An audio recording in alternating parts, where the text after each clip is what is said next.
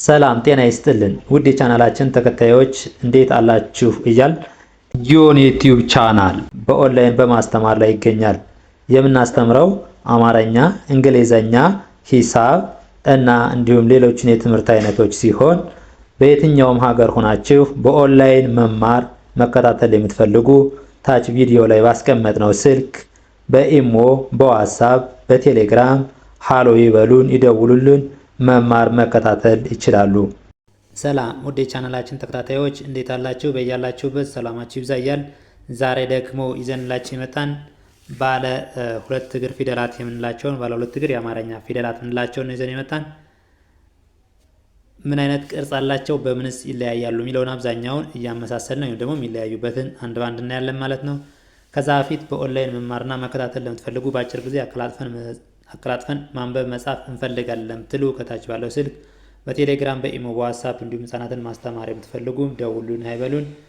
እሺ ወደ ዛሬ ትምህርታችን ስንገባ ሽማናት ለነች። የመጀመሪያዋ ባለ ሁለት እግር ፊደል ለነች። እየደጋገምነ እያነበብነ ቅርጻቸውም ሁሉ በደንብ እያየን እናያለን ማለት ነው። ለ ሉ ሊ ላ ሌ ል ሎ ለ ሉ ሊ ላ ሌ ል ሎ። እሺ እቺ ደግሞ ሰ ነች። ሰ ሱ ሲ ሳ ሴ ስ ሶ። አብዛኛዎቻችን ለምሳሌ ለንና ሰን አመሳስለን እንጽፋቸዋለን ማለት ነው። ይኸው ለ አንደኛዋ ቀጥ ያለው ሾከክ ያለው ወይም ደግሞ ወደ ጎን ዘንበል ያለ ሲሆን የሰ ግን ሙሉ ለሙሉ ከላይ ነው ቅጽሎ ያለ ማለት ነው። ምንድነው? ከላይ ነው። ቅጽላቸው ያለበት ቦታ ተመሳሳይ ቢሆንም አንደኛ ሁለተኛ እያልን ስንል ሁለተኛ ከጎን፣ ሶስተኛ እግራቸው ሸፋፋ፣ አራተኛ እግራቸው ማጠር፣ አምስተኛ ከቀኝ እግራቸው ቀለበት፣ ስድስተኛ የተለያዩ ናቸው። ሰባት ከቀኝ እግራቸው ማጠር ወይ ከላይ ቀለበት ነው። ስለዚህ የለ ከላይ ቀለበት፣ የሰ ደግሞ እታች እግሩ ማጠር ነው። እንደዚህ የሚለያዩበትን ሁላ በደንብ እያየን እናነባቸዋለን ማለት ነው። እሺ ለ ሉ ሊ ላ ሌ ል ሎ። እቺ ደግሞ ሰናት ሰ ሱ ሲ ሳ ሴ ስ ሶ። ሰ ሱ ሲ ሳ ሴ ስ ሶ። ስለዚህ ሰን እና ለን የተለያዩ በደንብ አስተውለን ካየናቸው በጣም ትልቅ ልዩነት አላቸው ማለት ነው። ለምን የአንደኛ ሁለተኛ እያልን በቅጽላቸው ቦታ ስንል ተመሳሳይ ቢሆንም ነገር ግን ቅርጻቸው የተለያየ ቅርጽ ነው ያላቸው። የተለያየ ቅርጽ ነው ያላቸው። ሰ ይኸው ሙሉ ለሙሉ ከላይ ነው ቅጽሎ ያለ የመጀመሪያው ፊደል። የለ ደግሞ ወደ ጎን ትንሽ ሸረፍ ያለ ነው ማለት ነው። ስለዚህ ሰና ለ በዚህ መልኩ ይለያያሉ። እቺ ደግሞ ሸ ነች። ሸና ሰን ስናይ ደግሞ ሰ ሱ ሲ ሳ ሴ ስ ሶ። አንዱን ከአንዱ እያመሳሰልና የሚመሳሰልበትና የሚለያይበትን እያየን ከያዝናቸው አንዱን ስንጽፈው አንዱ ለምሳሌ ለን ከጻፍነ ለና ሰ የሚለያዩበትን የሰ ሙሉ ለሙሉ ካናቷ ላይ ሲሆን የለ ደግሞ ሸረፍ ያለ መሆኑን ካስታወስን ለን ከጻፍን ሸን ደግሞ ሙሉ ለሙሉ ካናቷ ላይ አድርገን ለመጻፍ ሰን አንቸገርም። አሁን ደግሞ ሸንና ማንን ሰን እናመሳስላለን ማለት ነው። ሸና ሰ ይቺ የሸ ከላይ ያለችው ይችኛው አግዳሚ ባትኖር ሙሉ ለሙሉ ተመሳሳይ ናቸው። የሚለየው ምን ነው? ይቺ ከላይዋ ላይ ያደረግናት አግዳሚ ቅጽል ብቻ ናት። ሸ ሹ ሺ ሻ ሼ ሽ ሾ። የሚመሳሰሉ ስንል ደግሞ በድምፅ አይደለም በቅርጻቸው ነው። በቅርጻቸው ነው እንጂ በድምፅ አይመሳሰሉ። ሸ ሹ ሺ ሻ ሼ ሽ ሾ። ቅጽላቸው ያለበት ቦታ ስናይ የመጀመሪያው ፊደል ቅጽል የለውም። ሁለተኛ ከጎን፣ ሶስተኛ እግራቸው ሸፋፋ፣ አራት እግራቸው ማጠር፣ አምስት ከቀኝ እግራቸው ቀለበት፣ ስድስት የተለያዩ ናቸው ግን አብዛኞቹ ወደ ግራ ከላይ ዘንበል ያላላቸው፣ ሰባተኛ እግራቸው በቀኝ በኩል አጠር ይላል ማለት ነው።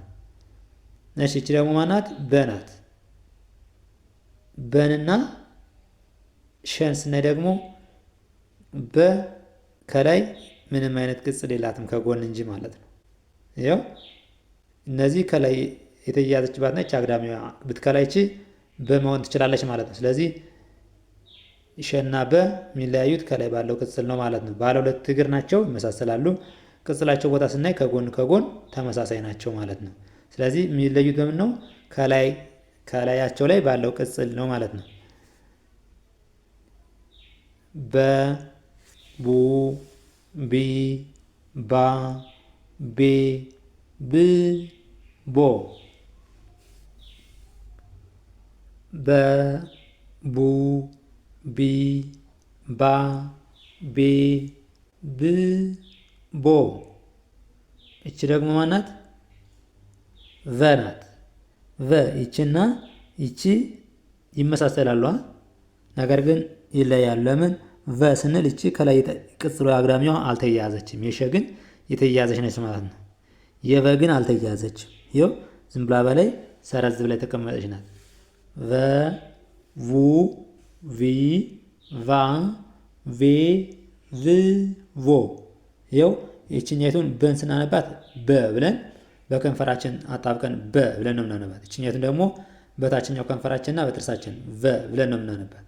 ቨ ቨ ቡ ቪ ቫ ቬ ቭ ቮ።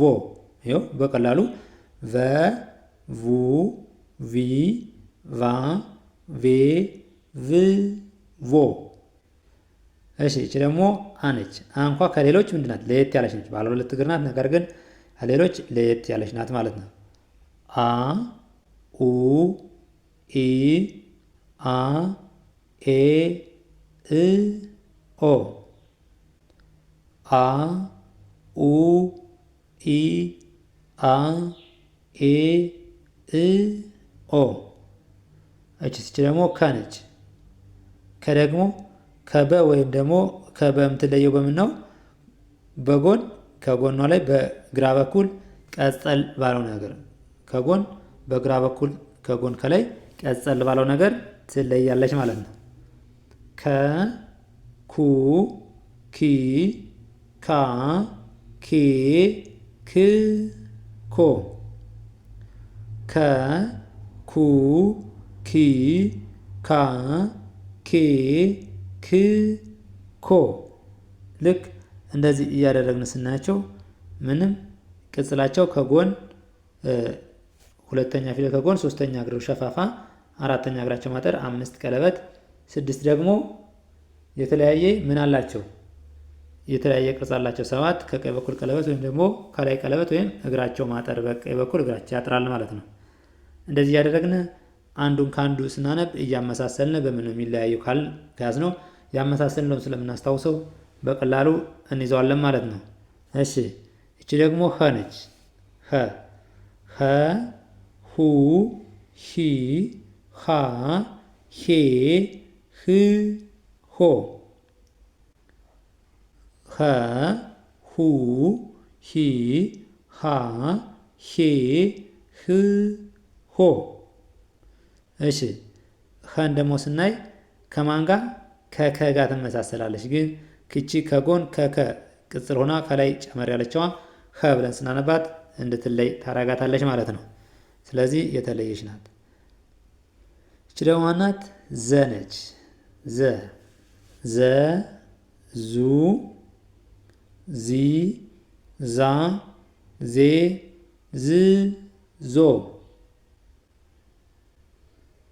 ዘ ዙ ዚ ዛ ዜ ዝ ዞ። እሺ ዘንና ዥን ስናይ ደግሞ ዘ ምንም ከላይ የተንሻፈፈ ነገር የላትም ማለት ነው። የዥ ግን ከላይ ወደ ውጭ ወደ ግራና ወደ ቀኝ ዘንበል ዘንበል ባለው ነገር ትለያለች ማለት ነው። ትለያለች። ከዛ ውጭ ሁሉም ምንድን ነው? ተመሳሳይ ነው ማለት ነው። ተመሳሳይ ነው። ይኸው እቺ ዘናት፣ እቺ ዠናት።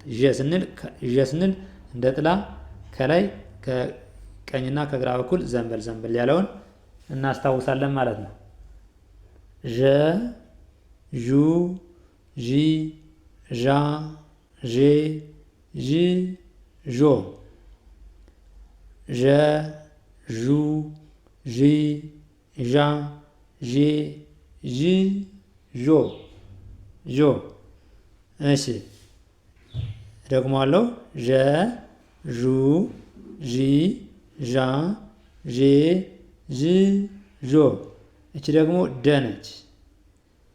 ደ ዱ ዲ ዳ ዴ ድ ዶ። እስኪ ደ ዱ ዲ ዳ ዴ ድ ዶ። እችን ደግሞ ደንና ጀን እናመሳስላታለን።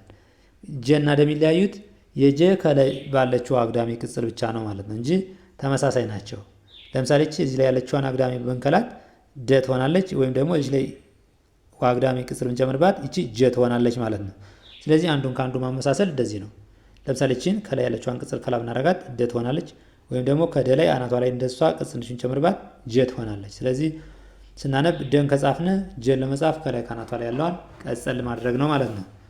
ደ ዱ ዲ ዳ ዴ ድ ዶ። እቺ ደግሞ ጀ ነች። ጀ ጁ ጂ ጃ ጄ ጂ ጆ። እስኪ ጀ ጁ ጂ ጃ ጄ ጂ ጆ። እቺ ደግሞ ማናት? ጠ ናት። ጠ ปูጲ ጳ ጴ ጵ ጶ። ጠ ปูጲ ጳ ጴ ጵ ጶ። አሁን ደግሞ የምናመሳስል ጸንና ጠን ነው። አሁንም ጸ ከላይ ምንም የሌላት እዚህ ጋር ቅጽል የላትም። የጠ ግን ከላይ ቅጽል አላት። በሌላ አይለያዩም። ጰና ጸ በምን የሚለያዩ? የጰ ከላይ ቅጽል አላት፣ የጸ ግን የላትም ማለት ነው። ከዛ ውጭ ምንም የሚለያይ ነገር ቅርጽ የላቸውም ከድምጻቸው ውጭ። ጸ ጰ ጱ ጲ ጳ ጴ ጵ ጶ። እቺ ደግሞ ጸ ነች። ጸ ጹ ጺ ጻ ጼ ጽ ጾ። እደግመዋለሁ። ጸ ጹ ጺ ጻ ጼ ጽ ጾ። እንደዚህ እያደረግን እያነበብን እየጻፍን በዋነኝነት አገጣጥሞ ለማንበብ የምትቸገሩት ከመጀመሪያውኑ ፊደሎችን በደንብ አንዱን ከአንዱ እያለያያችሁ በደንብ ስለማትይዟቸው ነው እንጂ ፊደሎችን ካወቃችኋቸው አገጣጥሞ ማንበብ በጣም ቀላል ነው። የአብዛኞቻችሁ ችግር ደግሞ ፊደላትን እናውቃቸዋለን፣ ነገር ግን አገጣጥመን ማንበብ ነው የከበደን ነው የምትሉት ማለት ነው። ስለዚህ ምንድን ነው ማድረግ ያለባችሁ? ፊደሎችን ጠንቅቃችሁ ካወቃችኋቸው እስከ ስማቸው በትክክል እንደተጻፉት እንደ ቅደም ተከተላቸው ከጠራችኋቸው ማታናቡበት ማጽፉበት ምንም አይነት መንገድ የለም ማለት ነው። ለመጻፍ ደግሞ እየጻፋችሁ ራሳቸውን ስትለማመዱ እጃችሁ ይለምዳል፣ ትጽፋላችሁ ማለት ነው። ከዛ ውጭ ደግሞ በአጭር ጊዜ አቀላጥፈን ማንበብ መጻፍ እንፈልጋለን ለምትሉ ደግሞ እንዲሁም ከሀገር ውስጥም ሆነ ከሀገር ውጭ ናችሁ ህፃናትን ማስተማር መማር የምትፈልጉ ከታች ባለው ስልክ ሀይበሉን ደውሉልን። በቴሌግራም በኢሞ በዋትስአፕ እናንተ የምትጠቀሙበት ማንኛውም ሶሻል ሚዲያ ደውሉልን። ህፃናትን አቀላጥፎ ማንበብ መጻፍ መናገር እንዲችሉ አድርገን እንዲሁም ማንበብ መጻፍ የማይችሉ ደግሞ እንዲችሉ አድርገን እናስተምራለን ማለት ነው። ለዛሬ ይዘንላችሁ የመጣን ትምህርት ይህን ይመስላል። በሌላ ትምህርት ወይም በሌላ ቪዲዮ እስከምንገናኝ መልካም ጊዜ፣ ሰናይ ቆይታ ይሁንላችሁ።